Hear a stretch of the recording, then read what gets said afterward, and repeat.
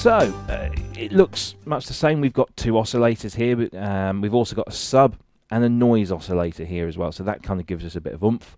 Again, filters, envelopes, LFOs, pitch and glide, portmanteau, and we've got three buttons down here. We've got the synth button, so we look at the standard preset. We can choose different waveforms. The second oscillator doesn't allow you to choose a waveform, but it does allow you to mess around with various settings there, and then we can put a sub oscillator in.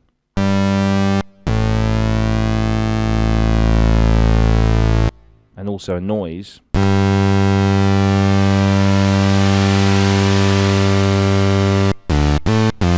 To gritty it up a little bit. So nice options there to choose from. Very simple. Again, we've got a filter here, which does what a filter does, and an envelope, amplitude envelope.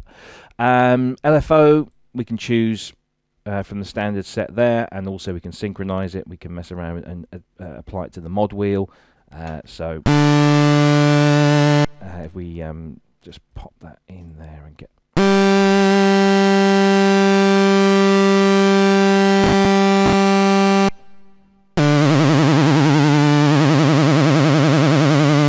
So you get the idea, nice and simple. The effects mode here, again, this utilizes the UVI Workstation's own effects. So as you can see, it's loaded those up for us, and has just given us some really nice simple controls. So we have a bit crusher. So let's just choose, yeah, let's choose that one here. And we see this has already got the bit crusher applied to it. Now you'll notice that that's arpeggiated, and I'll show you how that does that in a little while. So if we turn the bit crusher off, we can see the effect it has there. We can also put the phaser on there as well.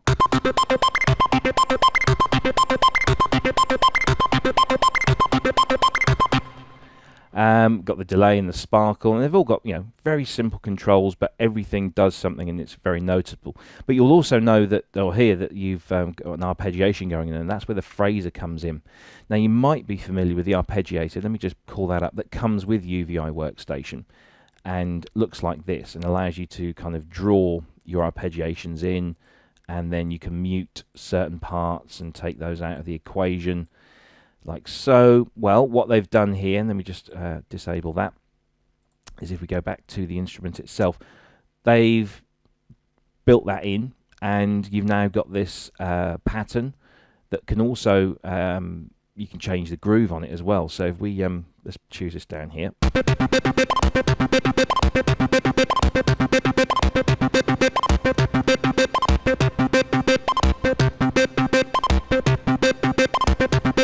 Groove function there. We can mess around with the gate as well.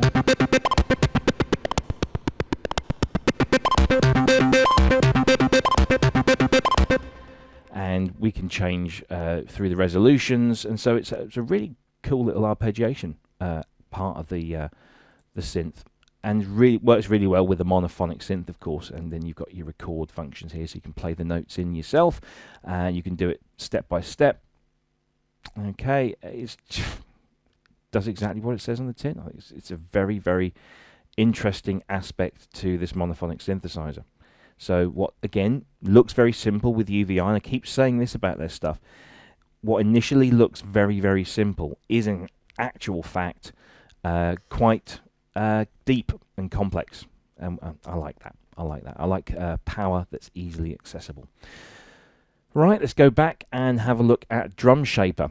Drum Shaper is, again, pretty self-explanatory. It's all about drums, but they've taken quite a unique little twist on this, and I think you might like this. I certainly did. It's one of my favourite parts, I think, of the entire package, and that's not just because I'm a drummer. Lots of samples to load up in here, and we're just waiting for that to do that. Essentially, Drum Shaper allows you to mess around with each individual drum sound within a pattern, and then actually pattern program it. So we've got here, as you can see, four instruments: bass drum, snare drum, clap, and hi-hat. So we've got the bass drum activated at the moment, and we can mess around with the attack and the body, and then the tone. So the attack part of the sound, we can choose any one of these kick drums for that portion of the actual sound itself. Then the body, we can choose another sample. So now we're getting to sample combinations here. We can, you know, the possibilities are not endless here, but there's a lot because there's so many samples to choose from. This is just bass drums on their own. And then we can mess around with the tone. As you can see, we can mess around with the envelopes and the pitch itself. And on the keyboard here, you'll see that we've got the kit mapped out. Okay, and then we've also got a loop, which is hidden behind the pattern here. The pattern button shows an 808 style programming button range, and we can program the kick, the snare, the clap, the hi-hat, and the open hi-hat, just like we could with an 808. So one click is on, second click brings you to a slightly lower accented sound, and then another click is off. So completely familiar. We can clear the pattern out and put our own patterns in. We can mess around with a groove.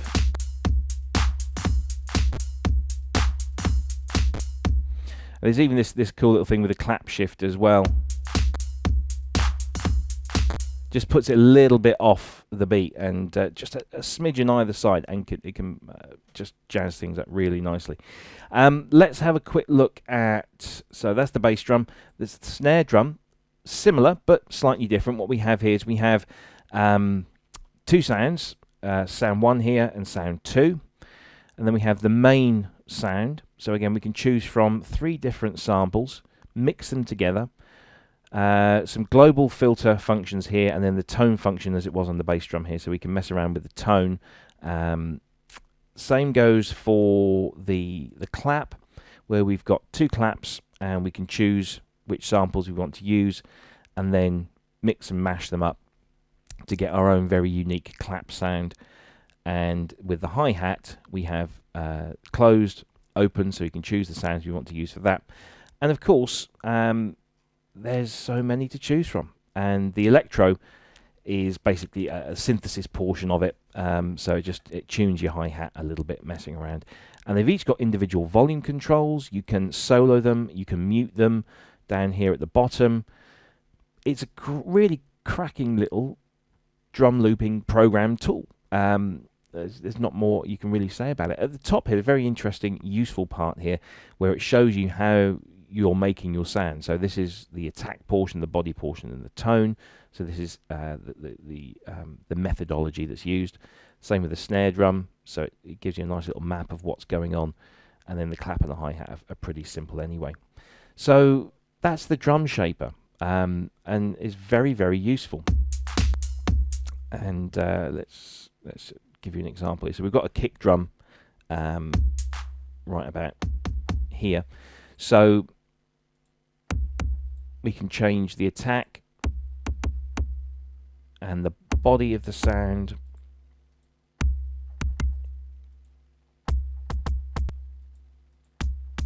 So if we like a couple of kick drums, we think, yeah, well, that would be nice for the attack portion, and the rest of it, you know, nice long sort of 808 style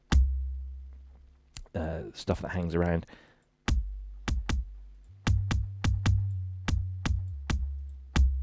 Mess around with the pitch, and of course we can mess around with the envelopes here as well. Really very, very cool, and I like that a lot. Very good use of all the drum samples that come in here. Okay, mission control sounds interesting, so let's load that up. Now, mission control, I'm not entirely sure if I would use this in a musical sense, you know, in a compositional way. It really it reminds me somewhat of an old piece of hardware that I had, which was the Yamaha RM1X sequence remixer. And basically what you had was a whole bunch of preset patterns and sequences, all ones that you programmed yourself, and you could just trigger them from buttons on the device itself, and come up with some really cool stuff. It's a little bit like that. It's not maybe quite as in depth as the RM1X, but obviously the RM1X was a dedicated piece of hardware, and I miss it. I sold it, unfortunately. because I wanted to buy some other equipment, and it just wasn't getting used as much in the studio here as I'd hoped. So it was sold on, but I know it's gone to a good home and is used quite well. This kind of goes some way to replacing it, but as I say, it's not really the way I personally would write my music or make my music. Here we go. So as you can see here, we've got 6 little kind of channel strips. So we have the bass drum and the snare drum on the left here. Then we've got the hi-hat, percussion, bass line, synth 1 and synth 2. What are these? Well, these are loop stations, basically, that we can choose different loops in each of these. And these are all specific loops. So we've got Nectar Club. This is a kick and a snare loop. This is a hi-hat loop. This is a percussion loop. This is a bass loop. And then the 2 synth portions just here. Then what we have is mapped across the keyboard. We have those loops in different keys. So we start off with in C. Okay, and then it goes right up to B just up there. We can then mess around with each of the loops, and we can combine the loops. We're not restricted in any way. So if you want to take the pure 80s kick and snare and then marry it up to Bread of Sugar hi-hat and Lost in Dance drum loop there, and we'll choose a pure 80s bass line, and that's in A. So let's choose something that's fairly similar. An emo, no, we'll go W synth there, and we'll go for something else from the river. So I've just picked those completely at random, and those will all now be assigned into the various categories, and I can tweak those. I can change the panning, I can turn them on or off, I can mess around with the volume, and I can solo and mute them. I can mess around with the filters. We've got low pass and high pass filter, and we can also tweak the tuning of the percussion, and also mess around with the octaves within the musical aspects of the loops. But I've just gone in purely, just picked 6 loops at random. Let's see how they sound all mixed together.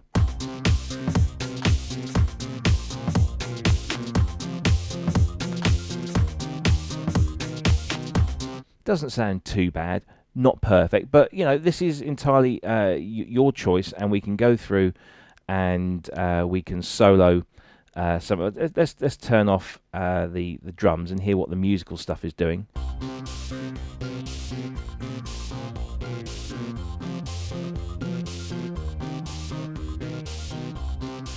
Yeah, we can work with that, and we can take out various bits. We like the bass line, say, but we like this synth line. I like that.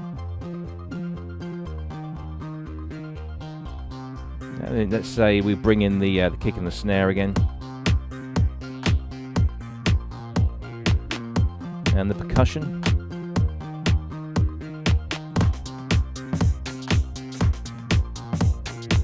No, not too keen on that, so let's put the hi-hats back in.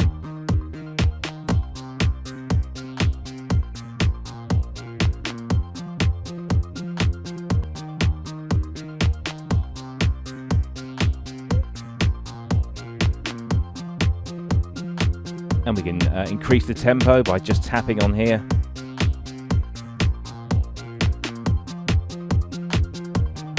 Or we can just key in the tempo that we like. That's almost got a bit of a Small Town Boy, Bronski beat feel to it, hasn't it? And there you go, this is what it is. It's just a loop station controller, so you can choose your loops and mix them together however you want. To come up with something that's fairly unique, and there are so many loops in here. And of course, if you like particular loops, you can go back to the construction kits, find the loops very simply, because they're all categorized and named very nicely. Drag and drop those in, and away you go. That's Mission Control. I think personally, I would use that if I was not feeling too inspired about something, and I just wanted to mess around and get some ideas. That's where I'd probably start mixing and matching stuff. I think you could possibly see that being used in a live situation. If you're DJing and you want to add some elements to it, so you can fire up some loops, use the tap tempo to match the tempo of what you've got playing from your decks. I think that would be quite an interesting thing. Not my bag, not my cup of tea, but I'm sure that would be a useful addition. And last but not least, the Sweep Machine. This is a very simple device, but is catering to a popular trend within current dance music. That's the sound of a sweep just going through. So we'll just use the initial one that comes loaded.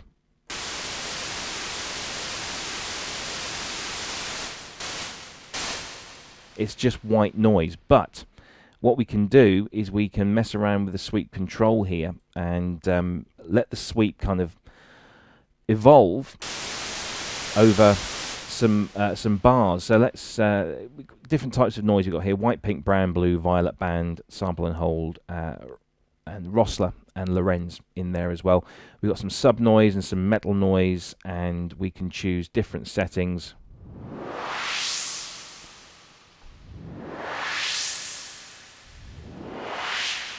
And have those evolve over certain bar lengths as well.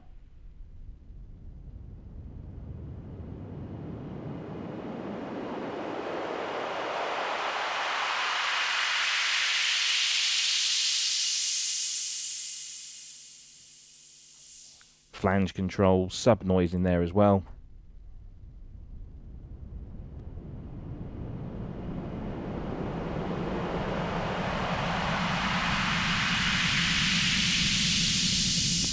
I think the really cool thing about this is the sweep control and the bar length just makes it very, very simple to put your sweeps in and get them to hit the various points, because in dance music, you know, they build up the tension in the music and help give that kind of dramatic effect. And yeah, just very, very simple stuff, but beautifully complex as well. You know, we can, you know, the mixing of the noises and the this metal thing here, you know. It's great. It's very cool. You can choose different types of metal to add some elements to your sweep, and then just time it in and out, or you can do, you know, out as well. So you can go up and then down. There's an LFO in here as well. You can use flanger, delay, and sparkle, which all use the UVI workstation's built-in effects. And then you've got different settings under each of the different buttons here. Just very, very useful. Musically, you know, not a powerful tool, but a nice addition, especially, you know, with the current trend towards electronic dance music, having these kind of sounds in there. Yeah, nice indeed. So there you go. That is the UVI Electro Suite. 5 standalone kind of instruments: the poly, the mono, synths, the drum shaper, the mission control, and the sweep machine, and then those awesome construction kits. And I'd never thought I'd ever use those 3 words in the same sentence: awesome construction kits.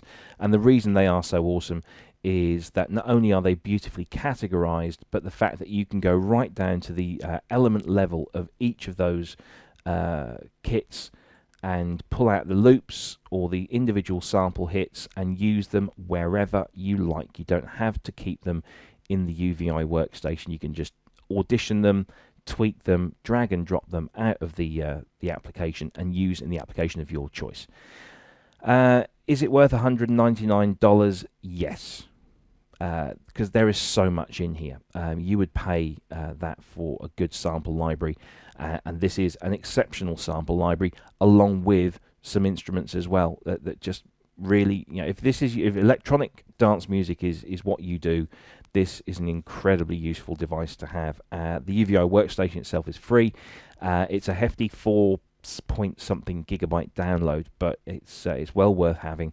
Gets a 5 out of 5 from me, and I'm not really into that kind of electronic dance music. I loved it. I thought it was really, really good. So I hope you enjoyed that, and you can get that from uvi.net, and you can download it. They can also sell it to you in a DVD. And if you want to read my review that's all written down, you can go to failmuso.com/blog. It's all there for you to peruse over, and that video that you've just watched will be embedded there as well. Come back for more. I know we've definitely got lined up here, as you can see, probably a sneak preview on the left here. We've got the new UVI instrument string machines to do. That will be coming up in the next couple of weeks, I hope. And there is much, much more that I've heard from my contacts there at UVI. if you think that I've kind of gone UVI crazy, it's only because they seem to be releasing a lot of really, really good stuff very, very lately, and they're incredibly generous in allowing me to review it. So my thanks to Elizabeth there at UVI, who has been a great help in assisting me in producing these. So much thanks and love to her, and to the rest of the guys at UVI, including Emmanuel, who sorts me out from a technical point of view. He's incredibly helpful. So there you go. That's the UVI Electro Suite. failedmuso.com/blog for more information, and we'll see you next time. Thanks a lot.